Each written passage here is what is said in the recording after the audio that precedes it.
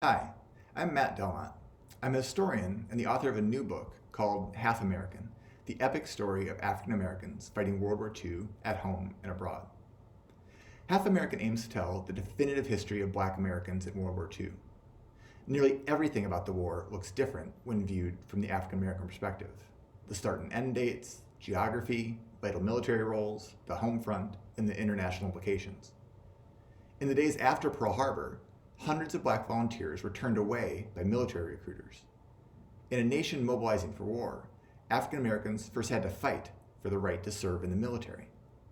Ultimately, over 1 million Black men and women served in World War II, and hundreds of thousands worked in defense industries at home.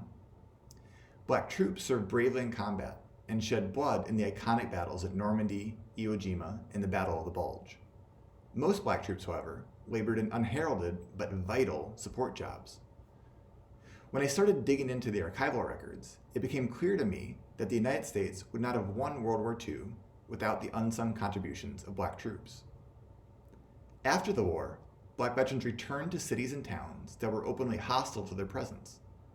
Hundreds of veterans were beaten and at least a dozen murdered for not accepting their second-class status. Despite this wave of violence, veterans returned from the war eager to fight for freedom at home. Black veterans like Medgar Evers and W. Johnson Roundtree fueled the civil rights movement and fought for the principles of democracy in America.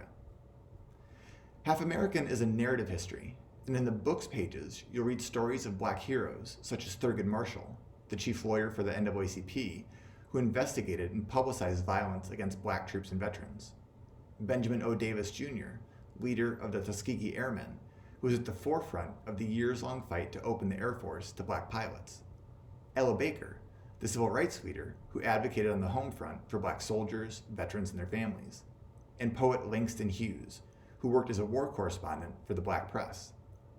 You'll also read the story of James Thompson, the 26-year-old from Wichita, Kansas, whose letter to the Pittsburgh Courier set in motion the Double Victory campaign to secure victory over fascism abroad and victory over racism at home. In his letter, Thompson asked, "Should I sacrifice my life to live half American?" I have not been able to shake these words from my head over the past several years. Should I sacrifice my life to live half American? These words are as relevant today as they were some 8 decades ago. My goal in writing this book is to enable Americans to reckon with the real history of the war and its present-day consequences. It's a story of patriotism and bravery in the face of racism. I hope you'll enjoy reading it as much as I enjoyed researching it and writing it. Thank you.